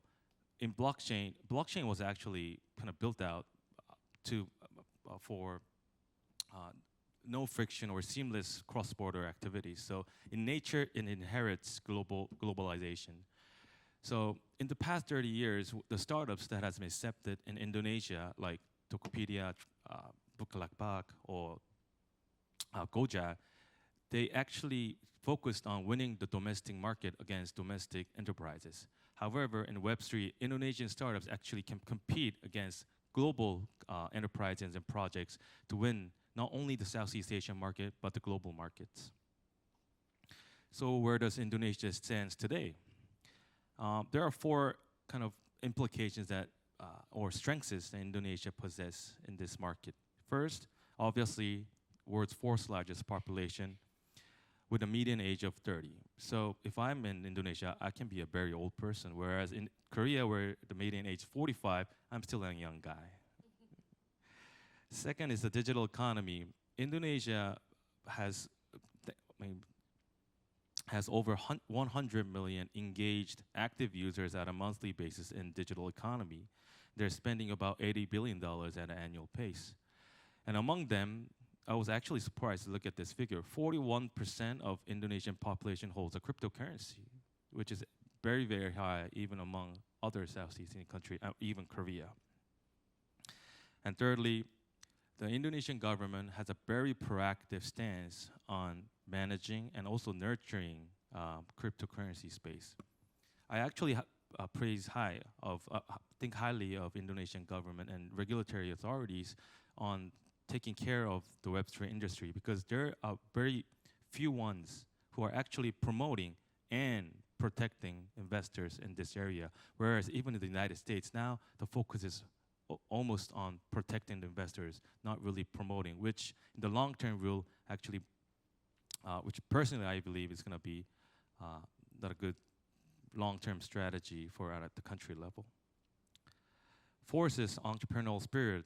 I think in the past 10 to 20 years, the success of first generation Indonesian startups has really given a good winning habit or stories to Indonesian Gen Zs and new entrepreneurs like Tessa or Ellen that we can do it. We can really compete at a global level. And when I look at Indonesian youth or Gen Zs, they have a very strong urgeness to succeed economically and career-wise. And I think these spirits really makes a strong momentum on building Indonesian startups and Web3 industries strong. I just want to highlight one last industry, which is the Web3 gaming and entertainment industry. So today, chain analysis, crypto on-chain data analysis firm announced 2023 Global Crypto Adoption Index. Indonesia is ranked 7th among all other global countries in the world.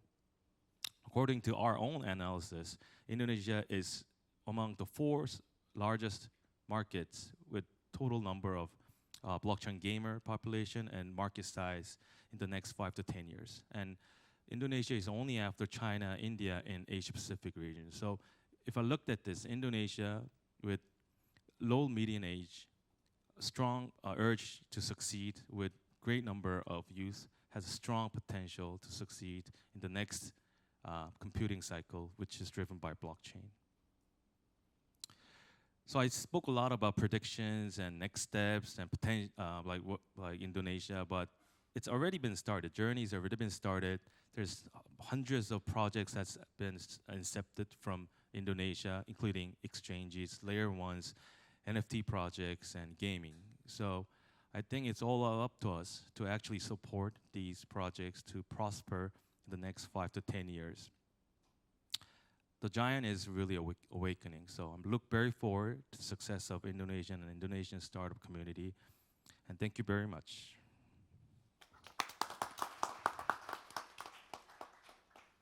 Thank you very much, Mr. Daniel Kim. Now, with that and the presentation, we would like to welcome for question and answers. And we know some of you would have pressing questions, either to one or two or even all the speakers, or you want a specific questions addressed to the speakers. Either way, we are welcoming you to raise your questions. But before then, since I haven't seen some fingers raised, then it's the task of the moderator, sorry speakers, it's the task of the moderator, of course, to make a lively environment. Let me ask, since Mr. Eugene Kim is the only one not presenting presentation, so this is his homework. Mr. Eugene Kim, some of the speakers spoke about Indonesian being a market.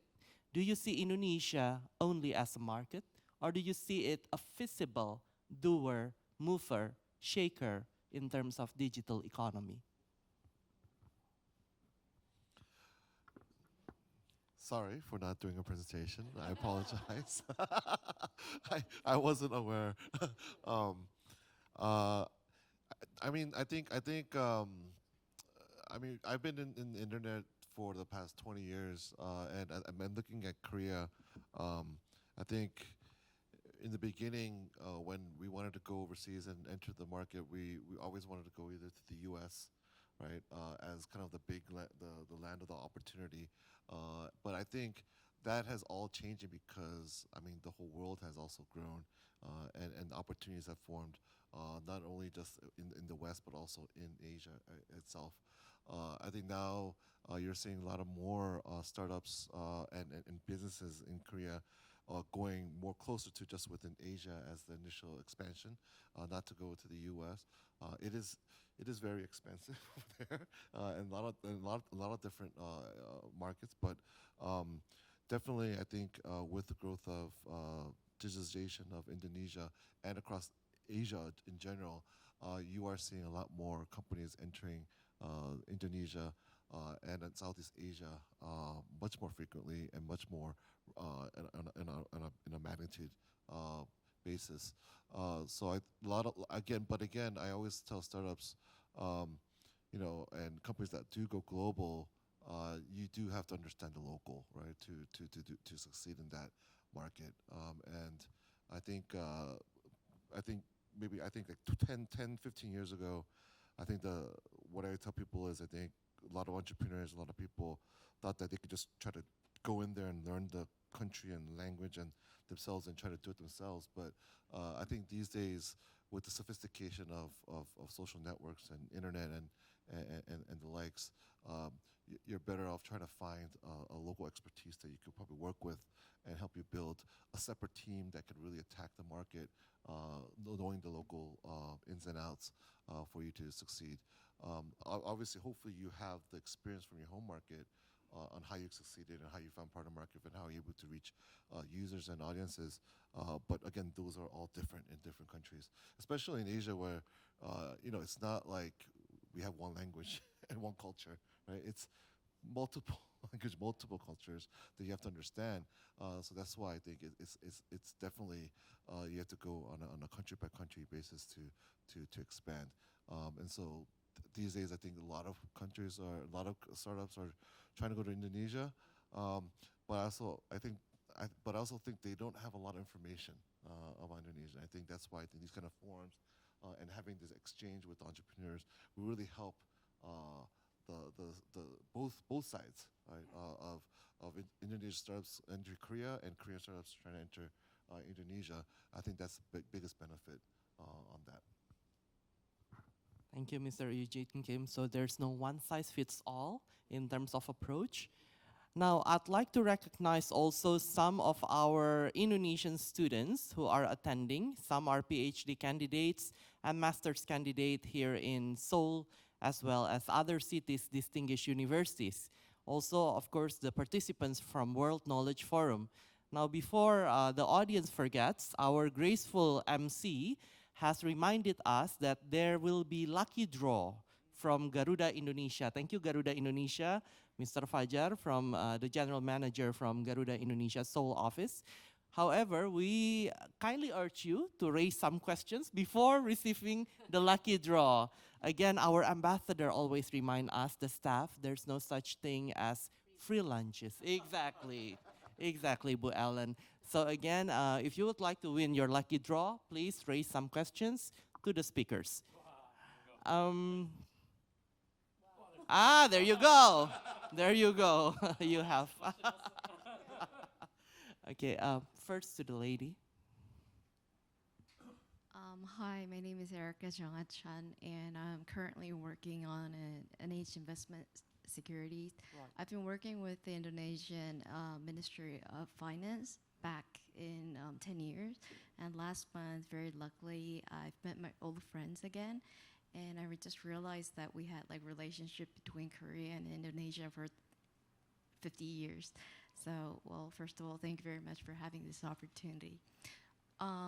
My thought is, well, first, my question is, I've been to Indonesia like 10 years ago, and I had an opportunity to met William, who has become a millionaire right now, of Tokopedia. And I do remember at the very first time, at the very first stage when I met him, I'm sorry, but I didn't trust him because he was telling all those dream come true. And back in 10 years, it seems like all of his schedule has become a real reality. And I think Eugene Kim actually told me, in order to understand their culture, I should have learned more about their culture, language, and have a connection with the local and so on. I would say that I've been to Indonesia 10, 12 years ago. I've been working with the Ministry of Finance of Indonesia. And currently in this 10 years, there was so many differences. And do you think it's really important to visit the country all the time and then keep in touch with it?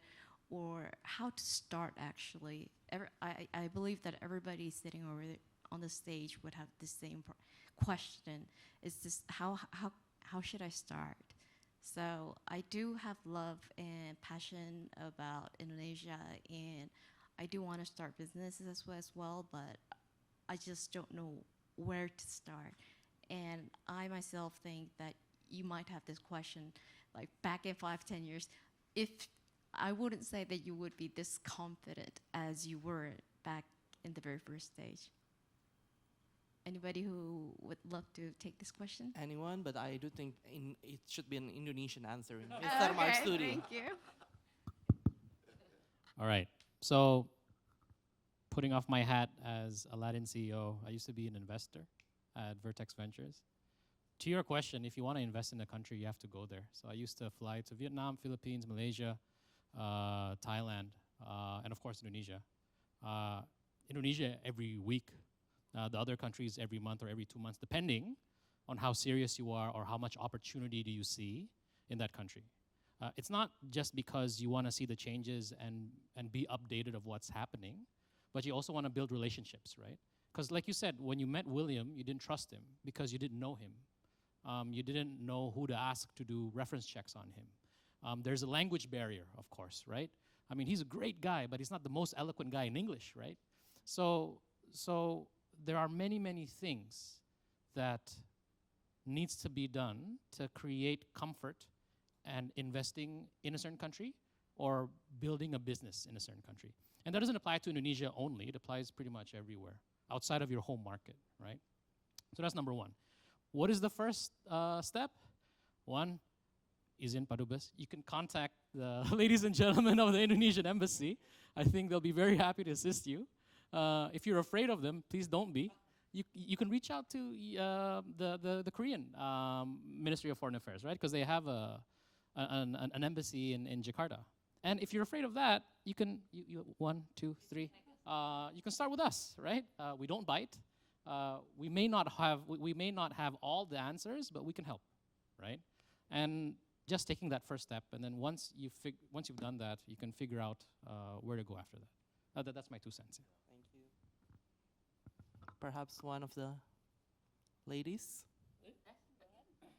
So I think Diota made a really good point, right, on coming to Indonesia and actually check us out. However, I think just to add, we are actually famous for our smiles and hospitality. So one thing that you will find, and I find comfort in this, is that whenever a foreigner wants to come to Indonesia, it's actually very easy to connect to any Indonesian, us, for example, to actually get acquainted. Right? We will be happy to actually share what we know and also bring you to our connection.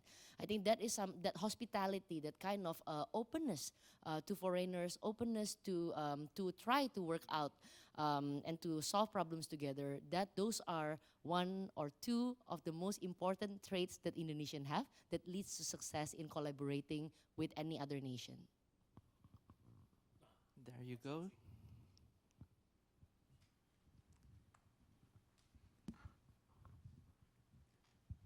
Okay, may I add something, You can find also in Indonesia some incubators company which actually have cooperation with Korean. So you can apply to them, you can have stay in Jakarta for some times, and you try to connect with some of your, maybe, your target partner, then you do it there. That's incubator function actually. So I think our embassy will serve you probably one day. If you need, you just come to Dr. Tanjung.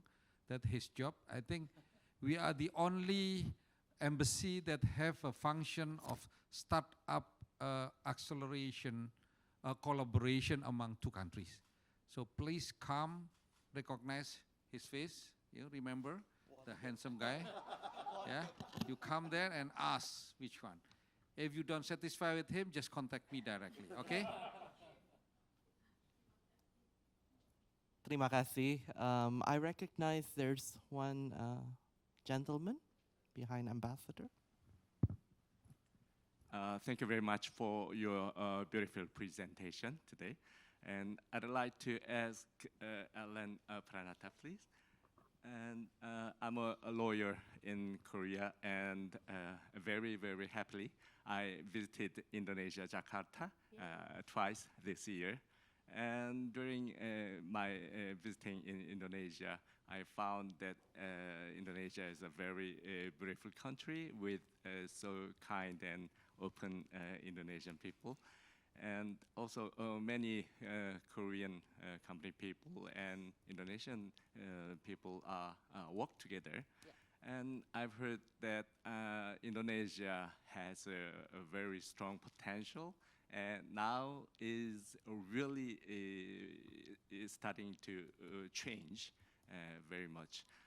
But some people, some Korean and some Indonesian people say there are some risk of legal risk and some transparency issues and some corruption issues, right? Every country has that, but Indonesia, they feel the kind of issues.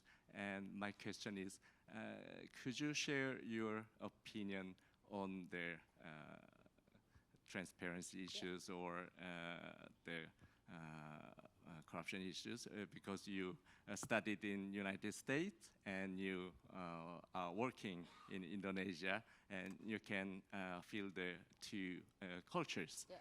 And then, can you share your secret to deal with the kind of hurdles or problems? Yes. Thank you. That is a really great question, right? I know there is a certain stigma about, as you mentioned, transparency and legal issues in Indonesia. However, as a proud Indonesian and also someone who used to study abroad and then come back to Indonesia and start my own company, I can tell you that things has changed a lot in the past 20 years, especially in the last 5 years, 7 to 5 years, right? The government has done a great job at protecting the legalities of startups, the legality of branding, trademarks. The government has also really fiercely closed down operations that are not aligned with the transparency policy that they created. And one thing that, I guess I can only speak on my experience, right? When we work with KLAR, we work a lot with BPOM, which is the FDA of Indonesia. And, you know, the staff that they have today are very young. They are white, red and white are flag colors in their heart, right? They really want to do the right thing for the country.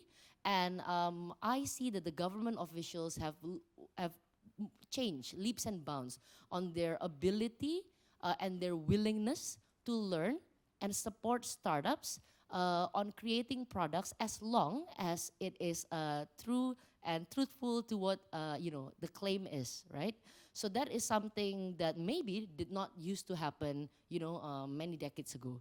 So that is something that I hope this small experience that I have can help you on that. However, Tessa and Diota work a lot with other government agencies, so maybe they can add on the financial sectors as well. Mr. Marsu. All right. Again, financial services is pretty much like very, very well established. But to your question, the way I think about it is, if you think about rule of law, there's 2 layers, right?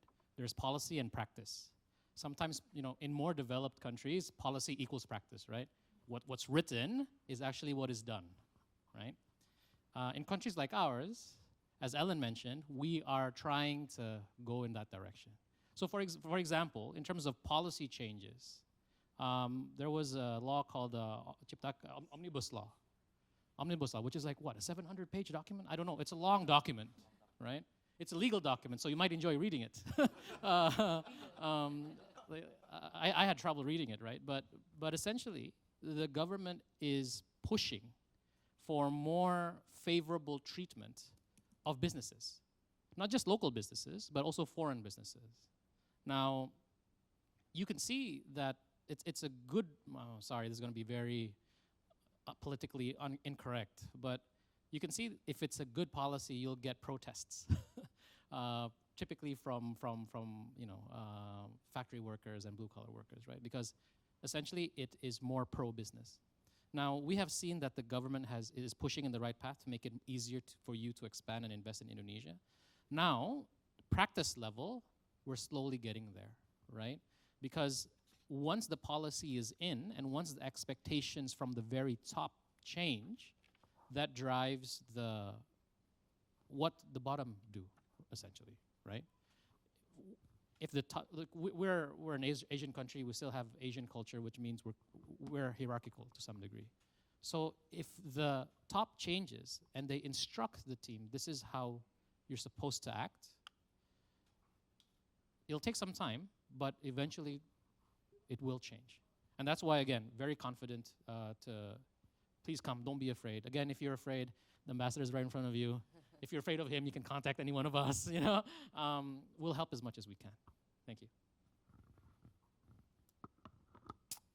Okay, that has to be the very last question. I think we recognize one final questions, but please make it short. Asim, his name is Asim. He's the founder of Asimula. Asim. Please. Yeah. Oh, Mike. So this is a question I ask to a lot of fellow founders, but usually every company before they become a unicorn, they undergo a series of pivots or potential near-death experiences. I would like to know from the panel, anyone, what some of those experiences may have been and how did you steer the ship away from danger? So panelists, Mbak Tessa mungkin. Yeah. Right. So I actually think it's a really good question to highlight because a lot of people hear the success stories without, you know, actually ever talking about what happens, right? With startups. Zendit, actually, we pivoted 2 times. So in the early days, we tried to do remittance with actually Bitcoin, which sounds wonderful in theory, but in practice didn't really have a lot of uptake in a country like Indonesia and Southeast Asia.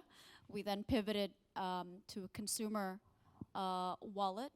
At that point, I think it was extremely early. It's not, you know, we weren't really at a place like today. If you don't have another use case like Gojek or Grab, people were just not going to use wallets where payments were still extremely frictionful, right? You have to top up to the wallet and whatever else. But along the line, really, it's all about listening to customer demand or what customers need. When we made this wallet, a lot of businesses actually asked us, hey, how did you do this? Like, how were you able to transfer money instantly? How were you able to detect payments instantly? Which sounds super simple, but at the time, just was not available in market. A lot of these startups were going, hey, can you actually make this product for businesses? Can you make it so that I can do the same in my own platforms? And that was how Zendit began. We built what our friends wanted. We built what our startup friends wanted. And it was, it was like a ride on the roller coaster, but on the way up after that. Thank you, Ms. Tessa. Asim, I hope that's satisfied. Great. Now, we have so many pressing questions, I know, from the floor. I even have more pressing questions. However, we are running against time, and there are so many takeouts from this session, and I barely have to summarize everything.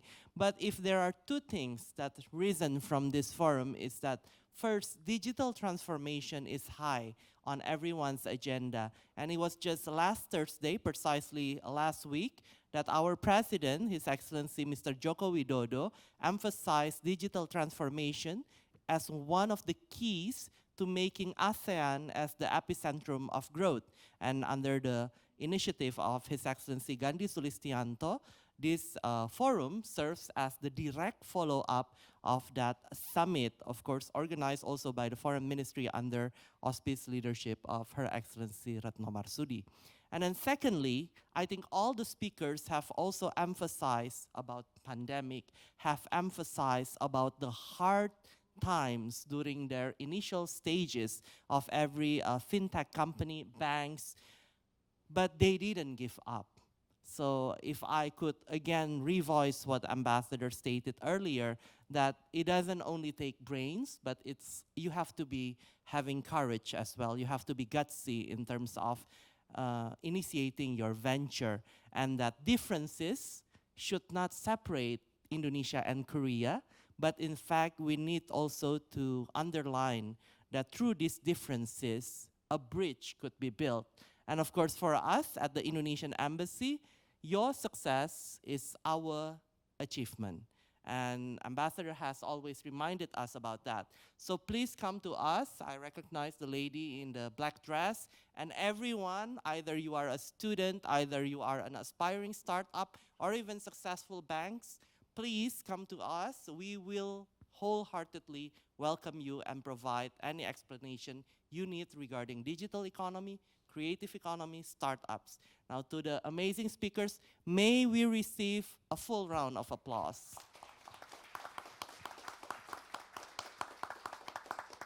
Thank you very much. Now we have reached to the pinnacle of our event, and I return to you, Miss MC. Thank you. So the pinnacle of this event. Thank you for your very informative and insightful presentations and Q&A session. So we have now come to the awaited moment, the announcement of the lucky draw.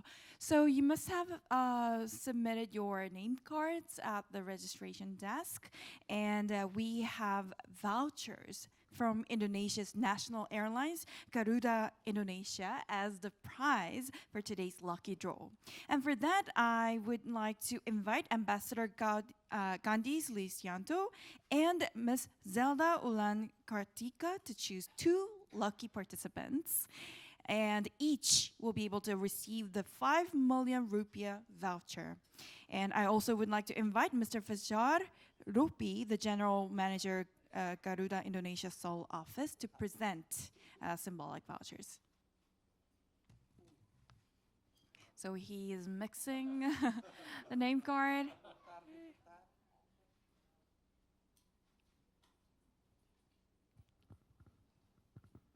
Okay, so pick one. Yes, here's the one.